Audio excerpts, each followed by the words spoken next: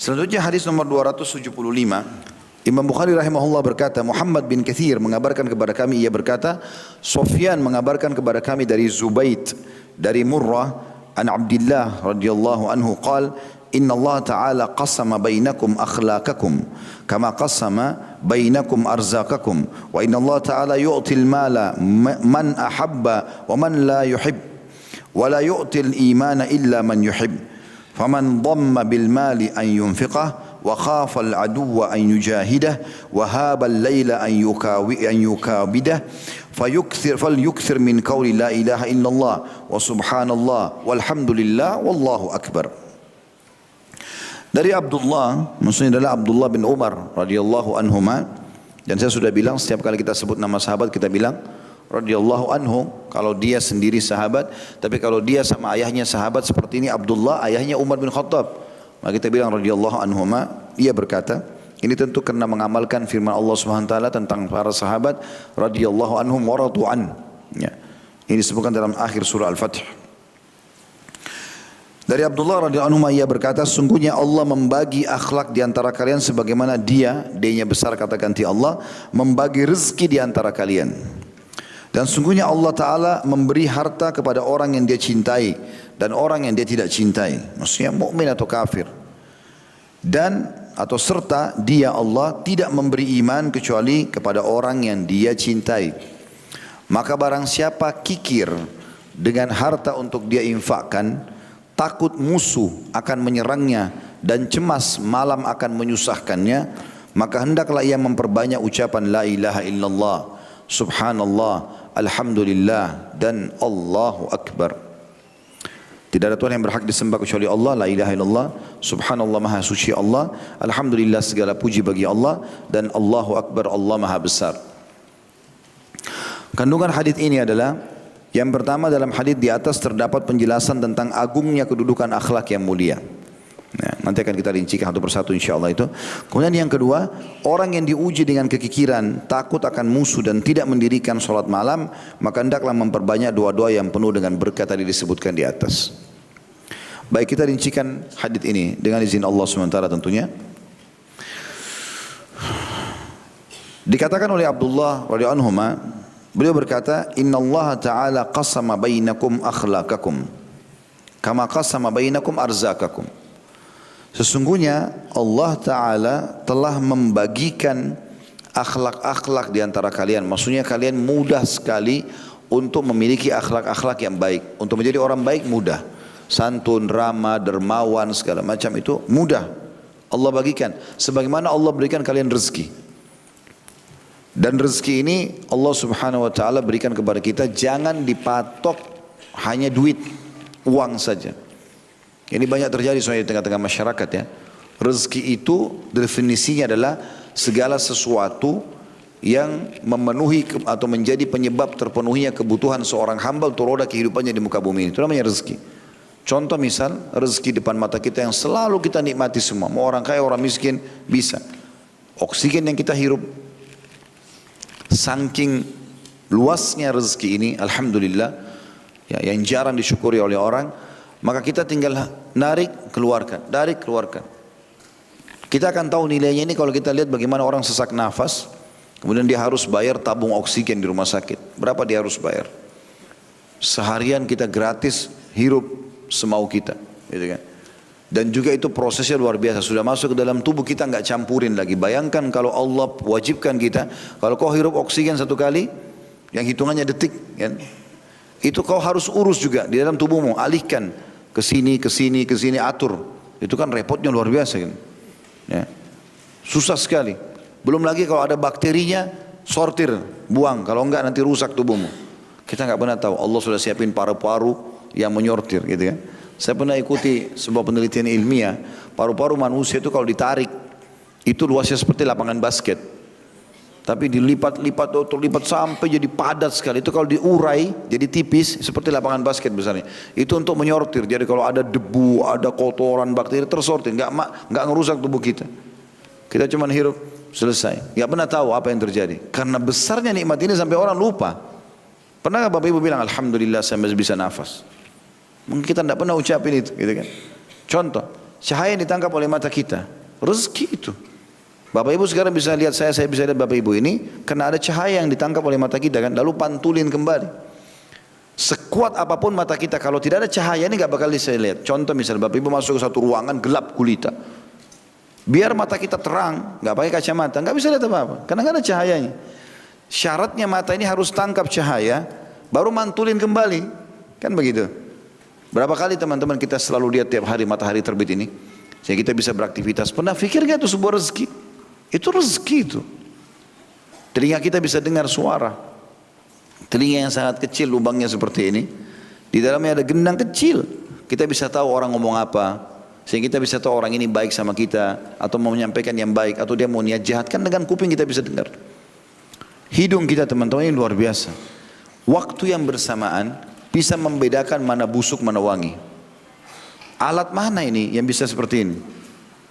Kita cium. Oh ini wangi, oh ini busuk. Seketika kita bisa bedain itu luar biasa gitu. Lidah kita teman-teman sepotong daging, gak ada tulangnya. Ujungnya itu bisa membedakan ini asam, ini pedas, ini panas, ini dingin. Bisa tiga. Dan bisa membantu mengeluarkan suara kita dari tenggorokan ini keluar, diatur oleh lidah. Dengan bagaimana dia bisa keluar. Makanya dikatakan makharijul huruf, tempat keluarnya huruf-huruf itu kan titik-titiknya ada di lidah, ada di tenggorokan segala macam. Maka itu semua luar biasa. Terlalu banyak nikmat Allah yang dalam tubuh kita saya luar biasa gitu. Kita teman-teman kalau makan makanan, umumnya kita nggak pikir itu ya. Tapi coba renungi. Kita kalau lapar misalnya, pengen makan, kita hanya cari makanan, kita hanya mencari makanan tersebut, menikmatinya, ya. Kita cuma memilihnya dan menikmatinya. Selebihnya nggak ada lagi kita lakukan. Contoh kita lapar. Mampir di satu rumah makan nasi sama daging misalnya. Kita makan, oh enak ya, selesai. Kalau masuk ukuran sepertiga, ini kan garis jari kita ada nih. Ukuran satu saja sepertiga ini ke tenggorokan kita. Apa andil kita setelah itu? Ada enggak tugas kita atau kita lakukan, ini daging saya pilah nih. Ini masuk ke otot saya, ini masuk ke tulang saya, ini. Itu subhanallah seperti, saya pernah nonton sebuah karya ilmiah, dirasionalkan. Kalau tubuh manusia itu seperti pabrik raksasa. Rumitnya luar biasa. Banyak sekali sel-sel kalau bahasa tubuh kita. Sel-sel itu seperti pegawai-pegawai. Petugas-petugas yang dengan rapi. Dan ini seperti ada banyak sekali lift dalam tubuh kita ini kalau diibaratkan seperti pabrik. Itu liftnya itu luar biasa rumitnya. Dan setiap detik itu bisa tabrakan kalau tidak teratur dengan rapi. Karena kecepatannya. Kita kalau makan, kita kalau minum, kita kalau bayangkan bersamaan ya, sambil nafas, sambil kita makan, kadang-kadang juga kita minum, itu bersamaan. Ini tubuh kita ini harus mengelola itu, mengaturnya gitu kan. Bagaimana nafas yang masuk bersamaan dengan makan bersamaan, minum bersamaan segala macam. Belum lagi pedesnya. Kenapa kita bisa rasakan? Oh ini pedas. Kita butuh air. Karena dalam tubuh kita itu sedang dibahasakan itu. Ini pedas nih, butuh harus air gitu loh. Ini rumitnya luar biasa gitu. Saya lihat gambarannya seperti buah pabrik yang luar biasa, liftnya rumit, oh luar biasa gitu. Padahal kita manusia teman-teman cuma milih makan. Ya? Sebenarnya sudah urusannya Allah. Yang semua yang masuk dalam tubuh kita sebanyak apapun dikelola oleh sel-sel ini yang pegawai-pegawai dalam tubuh kita yang disiapkan oleh Allah. Setelah sudah selesai semuanya, semua lift sudah ngangkat bareng masing-masing komponennya, yang tidak dibutuhin dibuang. Kita cuma tahu mules. Baik, kamar kecil. Dan tidak bisa kita tolak. Ada yang bisa tolak mulesnya? Nggak bisa. Dia harus buang. Bayangkan barang yang sebusuk itu, maaf saya bahasakan, kalau tinggal di tubuh kita. Hancur semua tubuh ini. Sistem itu raksasa luar biasa. Itu aja rezeki itu. Bisanya kita merasakan makanan dan akhirnya dikelola oleh tubuh kita. Dan akhirnya dikeluarkan dan tidak dibutuhkan. Itu rezeki yang luar biasa. Tiap hari kita lalui itu. Jadi, tiap hari kita rasakan. Sampai pernah ada seorang kapten kapal Amerika meninggal. Itu dia sehat, tidak ada masalah. Tapi ditemukan meninggal di WC, maaf. Ini kisah nyata. Diceklah, kenapa orang ini mati? Dia kapten kapal, harus ada penelitiannya.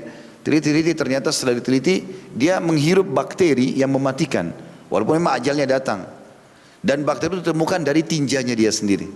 Dia rupanya sudah 3 hari nggak buang air. Kemudian dia buang air 3 hari kemudian karena busuknya, itu dia hirup meninggal. Ajalnya, tapi ini sebabnya. Artinya subhanallah, barang busuk itu kalau nggak keluar luar biasa. Orang kalau kembung nggak bisa keluarin angin, sakit, nggak bisa tidur, nggak bisa segala macam. Jadi ini lu nikmat rezeki yang luar biasa gitu. Depan mata ya. Makanya teman-teman, ini baru di tubuh kita, belum saya bicara di luar nih. Belum bicara masalah tumbuh-tumbuhan, hewan-hewan segala macam lah. Kita banyak sekali nikmatnya Allah. Makanya Allah mengatakan wa in ta'uddu ni'matallahi la tuhsuha. Kalau kalian mau menghitung nikmat Allah, kalian tidak akan bisa menghitungnya. Nah ini semua teman-teman sekalian adalah nikmat-nikmat Allah yang harusnya patut sekali untuk disyukuri. Ya, banyak orang tidak mensyukuri karena dia anggap nikmat itu kalau sudah punya duit saja. Ya, nanti dia punya duit, punya mobil, oh iya baru nikmat. Ya, itu pun masih berkeluh kesah.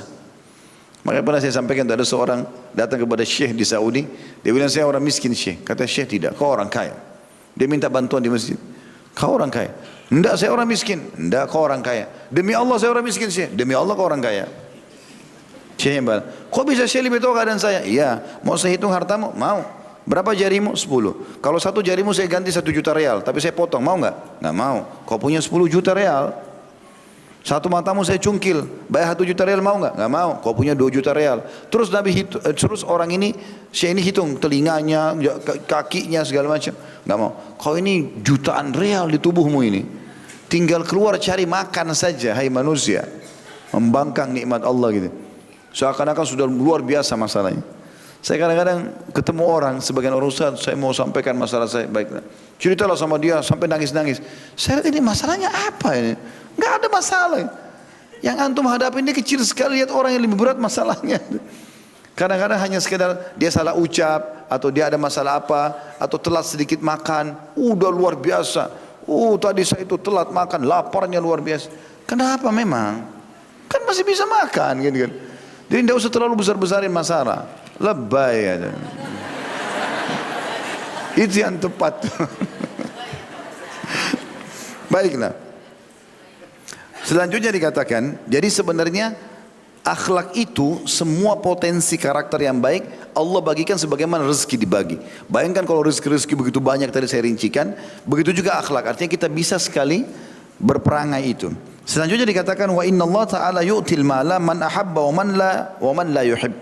Dan Allah pasti akan memberikan harta kepada orang yang dicintai dan tidak dicintai. Dan ini jawaban teman-teman sekalian kenapa kalau anda berkata kok orang kafir kepada Allah, Allah kasih mobil ya, Allah kasih rumah, Allah kasih pekerjaan, gitu kan? Ya memang Allah SWT punya maha kuasa dengan itu. Allah memberikan siapapun yang dia cintai dan dia tidak cintai. Tetapi lanjutan hadis mengatakan wala yu'til imana illa man yuhib. Hanya saja Allah tidak memberikan iman kecuali orang yang dicintainya. Jadi ini perlu digarisbawahi teman-teman. Artinya iman lebih penting daripada harta. Itu lebih mahal. Kita punya iman. Dengan adanya iman, kita kalau kaya kita bisa bersyukur. Dengan adanya iman, kita kalau ada cobaan kita bersabar. Itu iman. Dan ini tidak dimiliki kecuali orang-orang yang beriman saja. Kalau ada yang menganggap bahwasanya orang kafir dengan tidak ada imannya kepada Allah, mereka bahagia dan tidak hadapi masalah, ini keliru. Saya pernah kedatangan salah satu jemaah umroh saya di restoran waktu itu datang. Terus sudah meninggal Allah yarham. Beliau dari Lombok waktu itu datang, kemudian dia mengatakan, Ustaz saya punya masalah, saya mau jelaskan. Mau tanya masalah hukum. Dia ceritalah masalah rumah tangganya, tanya hukumnya, masalah pekerjaan segala macam. Di sebelah kanan dia ada orang non muslim. Kebetulan waktu itu orang Chinese non muslim ya. Bukan kita bicara Chinese tapi kita bicara non muslimnya. Dia dengar, rupanya ini partner bisnisnya dia di Jakarta yang sering diambil barang dari orang ini. Orang ini terus dengar, dia beragama Katolik waktu itu. Dia dengar semua apa yang saya sedang jelaskan kepada orang ini. Setelah selesai semuanya, dia lihat sudah selesai, nggak ada lagi masalah yang mau ditanya. Terus dia bilang, orang ini Nasrani ini bilang, Ustaz saya juga bisa bertanya nggak? Saya bilang bisa, tapi saya jawab sesuai dengan penjelasan agama Islam. Dia bilang nggak apa-apa Ustaz, karena apa tadi yang ditanya teman saya masalahnya sama saya. Saya juga hadapi masalah yang sama, ribut juga dengan istrinya, ada masalah sama anaknya, pekerjaannya jadi masalah gitu loh. Jadi kalau kita anggap orang kafir dan hadapi masalah, salah itu. Cuma bedanya kita orang-orang yang diberikan iman ini tahu menghadapinya. Kalau nikmat kita bersyukur, kalau cobaan kita akan bersabar. Seperti itulah. Makanya dikatakan sini bahwasanya Allah tidak memberikan iman kecuali kepada orang yang dia cintai. Pernah ada orang subhanallah, waktu Nabi SAW kirim surat kepada Heraklius, Kaisar Romawi di zaman beliau SAW, kirim surat ke sana. Terus kemudian Heraklius ini ingin memastikan benar gak Muhammad ini utusan Allah sallallahu alaihi wasallam. Maka pada saat itu dia utus satu orang, dicari siapa yang bisa bahasa Arab dan kuat pendiriannya dengan agama Nasrani. Ditemukan satu anak muda. Diutuslah ke Madinah, gitu kan? Ketemu dengan Nabi SAW. Diutuslah ketemu dengan Nabi SAW. Bukan ke Madinah, tapi diutus kalau tidak salah ke pasukannya Nabi. Waktu Nabi SAW lagi mengepung kalau nggak salah wilayah Tabuk. Kalau ingat saya, mudah-mudahan tidak salah ya. Tapi kejadian ini benar terjadi.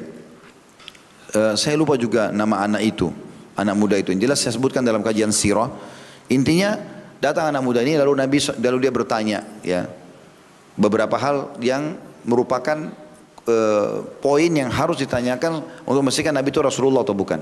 Nabi SAW jelaskan kepada dia, bahkan saking senangnya Nabi, karena ini utusan Raja Romawi supaya kalau dia faham Islam, dia masuk Islam, maka tentu saja otomatis akan masuk Islam juga Heraklius. Namanya Tanuh orang ini. Ya, dalam buku sirah saya sudah sebutkan, Tanuhi disebutkan. Yang jelas orang ini 3 hari bersama Nabi SAW, 3 hari Nabi dakwahi terus. Tapi subhanallah penjelasan apapun dia tidak terima. Artinya tetap saja dia kokoh dengan agamanya. Dia bilang terserah kaisar kami. Kalau kaisar kami masuk Islam, kami akan ikut masuk Islam. Padahal Nabi sudah tiap hari dakwahi dia. Lalu kata Nabi SAW pada saat dia pulang, dia tidak syahadat di tangan Nabi SAW. Sungguh Allah memberikan hidayah dan iman kepada siapa yang dia cintai. Dan lalu Nabi SAW baca ayat, innaka la tahdi man ahbabt, walakin Allah yahdi man yasha. Kau tidak bisa berikan petunjuk kepada siapa yang kau cintai, hai Muhammad, tapi Allah berikan petunjuk kepada siapa yang dia cintai.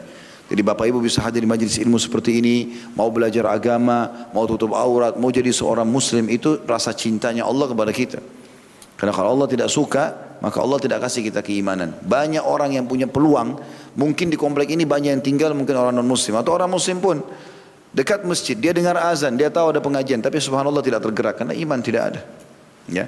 Berapa banyak orang begitu punya peluang-peluang amal saleh tidak dilakukan karena memang imannya tidak ada. Dan ini sebuah poin yang sangat mahal. Makanya sebagian ulama mengeluarkan statement mengatakan lebih baik kehilangan harta daripada kehilangan iman. Ya. Karena harta bisa dicari lagi, iman sudah sulit untuk diraih kalau kita memang sengaja tinggalkan. Potongan selanjutnya, ini peringatan Nabi SAW. Faman dhamma bil mali an yunfiqah. Siapa yang kikir, nggak mau keluarin hartanya, selalu kalau kotak amal lewat, infak nggak sih? Ah nggak usah. Misal, ada orang minta yayasan sosial, ah nggak usah deh nanti aja. Selalu nolak, nggak mau sedekah. Padahal saya sudah bilang tadi tidak boleh negosiasi sama syaitan. Tugas kita eksekusi. Orang minta kasih. Syaitan bisikin apapun tidak mau dengar. Tidak usah dengar. Siapa yang merasa kikir setiap mau infak nggak mau. Siapa juga wa khafal adu an yujahida, ya. Atau dia an yujahidahu, maksudnya dia takut untuk menghadapi musuh. Begitu ada komandan jihad, pergi nggak sih? Nanti kalau tangan saya kepotong, nanti kalau mata saya dicungkil, nanti kalau saya gini dan begitu. Ragu, maka ini tentu sifat munafik, nggak boleh. Orang beriman harus yakin. Tugas kita keluar. Kita tidak akan pernah kalah selama kita beriman kepada Allah SWT. Makanya Umar bin Khattab mengingatkan wasiat kepada pasukannya. Setiap kalau pergi, dia mengatakan ketahuilah, pasti musuh kalian lebih kuat, lebih banyak jumlahnya, kuantitasnya, dan lebih hebat senjatanya.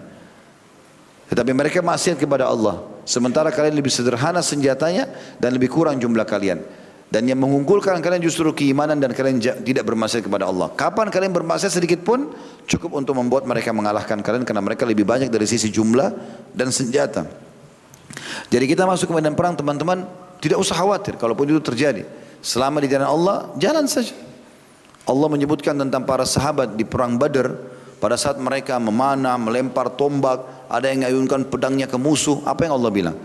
Falam taqtuluhum walakinallaha qatalahum wa ma ramaita idh ramaita walakinallaha rama. Hai Muhammad, kau dan pengikutmu ini tidak pernah membunuh orang-orang kafir itu, tapi Allah lah yang membunuh mereka. Dan pada saat kau melempar, bukan kamu yang melempar, tapi Allah yang melemparkannya. Jadi biar subhanallah depan kita musuh ahli bela diri, kalau Allah mau dia mati di tangan kita, dia akan mati di tangan kita. Kuasa Allah SWT. Tidak usah khawatir soal itu. Kejar keutamaannya. Dan subhanallah orang yang mati di medan perang, itu dihitung jari kata ulama. Orang yang mati syahid ini adalah orang yang betul-betul tulus. Baru Allah matikan dia syahid. Karena keutamanya besar. Gitu kan? Tapi dia sudah masuk medan perang, nggak mau mati syahid, takut mati, ya sudah. Allah juga nggak kasih kepada dia. Makanya ulama mengatakan selalu pasukan-pasukan jihad dari zaman Nabi SAW, mungkin ini berlaku sampai hari kiamat, selalu orang yang mati syahid lebih sedikit daripada orang yang hidup. Di perang Badar, pasukan 314 orang dengan Nabi SAW yang mati syahid cuma 60 orang. Di perang Uhud, 700 orang cuma 70 orang yang mati syahid. Gitu kan? Di perang Ahzab lebih sedikit lagi, di Khandak itu. Terhitung jari sahabat yang terbunuh. Gitu kan? Kalau tidak salah jelas-jelas mati itu adalah Sa'ad Ibn Mu'ad radhiyallahu anhu, karena kena panah mati syahid setelah beberapa waktu setelah itu pun, gitu kan. Begitu juga pada saat terjadinya pembebasan kota Mekah, nggak ada yang mati, nggak ada korban dari kalangan sahabat. Di perang Tabuk mereka nggak keluar, Heraklius dan pasukannya tidak keluar melawan Nabi SAW, tidak ada korban sedikit. Di perang Mu'tah juga waktu Nabi SAW tidak ikut, tapi mengutus pasukan yang hanya mati syahid 3 orang yang mulia, ya Zaid bin Thabit, Zaid bin Haritha, kemudian Ja'far bin Abi Thalib dan juga Abdullah bin Rawaha. Ini pada saat mereka mati, mayoritasnya sahabat selamat, yang mati syahid cuma sebagian kecil. Padahal mereka sudah berhadapan dengan 200.000 pasukan musuh pada saat itu. 1.000 orang pasukan Romawi, 1.000 orang dari bangsa Arab yang memang masih kufur kepada risalah Nabi Muhammad SAW. Tapi sedikit yang mati. Maka orang yang masuk medan perang ini mati syahid, ini sedikit. Orang yang jadi korban itu sedikit. Tapi keutamanya sangat besar. Makanya Nabi SAW waktu ditanya, ya Rasulullah, ada enggak pahala amal yang mendekati jihad? Bisa kita kerjakan? Kata Nabi SAW, saya tidak temukan. Ada enggak ya Rasulullah? Ditanya 2 kali, saya tidak temukan. 3 kali kata Nabi SAW, perumpamaan mujahid yang keluar, seperti orang pada saat keluar, dia puasa dan dia sholat malam sampai dia kembali. Oleh sebulan di medan perang, ya sebulan itu seperti siang harinya puasa, malamnya sholat malam sampai dia kembali. Utamanya sangat besar gitu.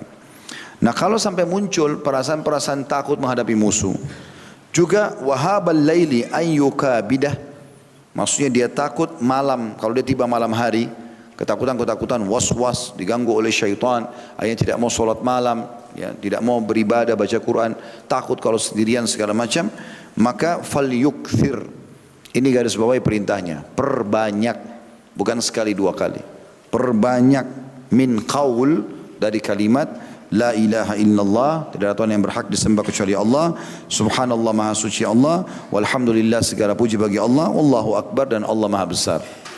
Ada riwayat lain yang menjelaskan masalah zikir yang mulia 4 kalimat ini adalah, ini 4 zikir yang paling dicintai oleh Allah subhanahu wa ta'ala. Dan Nabi SAW mengatakan, dan tidak masalah bagimu memulai dari mana saja. Artinya boleh kita bilang kayak kalimat ini, la ilaha illallah, subhanallah, alhamdulillah, Allah akbar, atau kita mulai dengan subhanallah, alhamdulillah, wa la ilaha illallah, wallahu akbar. Bisa kita bolak-balikan. Intinya dari 4 kalimat ini tidak harus berurut, sebagaimana hadis lain menjelaskan masalah itu. Tapi kalimat ini sangat mulia. Makanya baginda Nabi SAW juga mengatakan, aku mengucapkan kalimat ini sekali saja, lebih aku cintai daripada terbitnya matahari. Ini kalimat sederhana teman-teman. Saya pernah bahasakan, jadikan sebagai zikrullah. Kapan merasa lemah iman, kapan merasa malas ibadah, subhanallah, alhamdulillah, la ilaha illallah akbar. Atau kita tadi ikuti di sini, la ilaha illallah, ya, subhanallah, alhamdulillah, Allahu akbar. Kita zikir dan ucapkan sampai Allah SWT bukakan dan lapangkan hati kita. Allahu a'lam. Mohon maaf karena saya kepikiran sudah hampir jam 11 ini. Harus ke masjid yang lain juga. Mudah-mudahan bisa diambil manfaat darinya. Subhanakallahumma bihamdika, asyhadu an la ilaha illa anta astaghfiruka wa atubu ilaik. Wassalamualaikum warahmatullahi wabarakatuh.